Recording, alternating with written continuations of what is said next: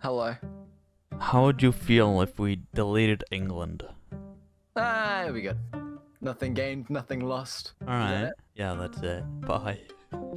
Now, I know this may be a stretch, but a lot of people have had their grudges toward England and their long-living queen for a long time. So what if we just deleted them? Putting how ridiculous this question sounds initially and the 56 million people that would vanish overnight aside, we might actually have some positive arguments.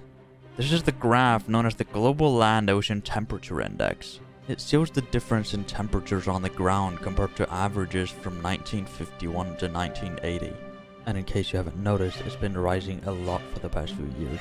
Did you know that 21 of the warmest years on record have all happened between now and the year 2000, with only the exception of 1998?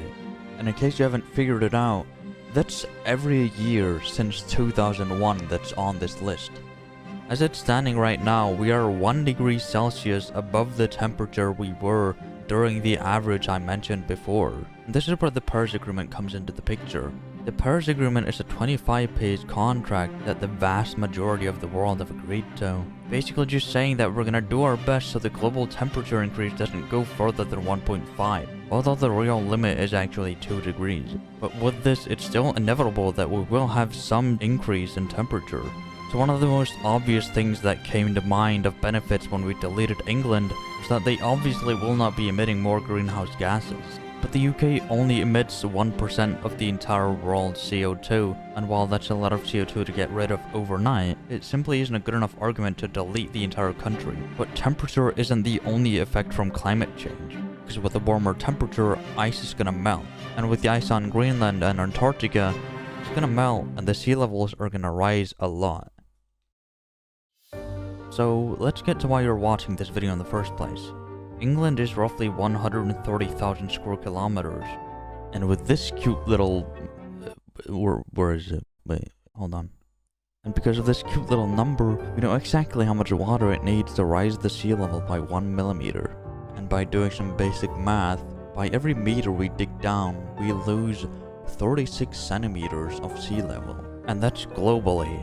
Per meter, that is a lot. So to find out how deep we're gonna dig, I'm just gonna go with the average ocean depth. Right, how about the average depth of the North Sea? Well, alright, I guess we're gonna have to do this the old-fashioned way with the math. So going back to the page we used earlier, we can see how much ice there actually is, and how much it can rise to sea levels if it fully melts. Now, I'm no scientist, but looking at these numbers, it's pretty safe to say that we would be fucked if it were to melt all the way. But according to this graph, the most extreme scenario would be about 2.5 meters. So using the averages from before would be way too high, because 95 meters times the 36 centimeters from before would be 342 meters of decreased sea level. And while that may give us more land, it can easily bring up a lot of problems. So bringing back the graph from before, we can assume that the ideal level to delete England down to would be around 3 meters.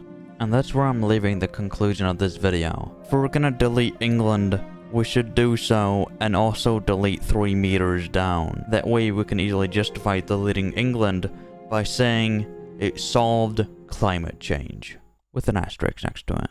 But as you've probably heard a billion times, this is extremely oversimplified, and there's a lot more to climate change. Don't take this video as actual research toward climate change, but rather a piece of entertainment that's based on facts. So please do some research and make sure you don't misinform.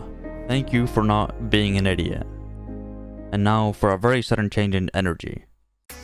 Anyways, this is all I had for today. Thank you so much for watching for this long. Please like and subscribe if you haven't already.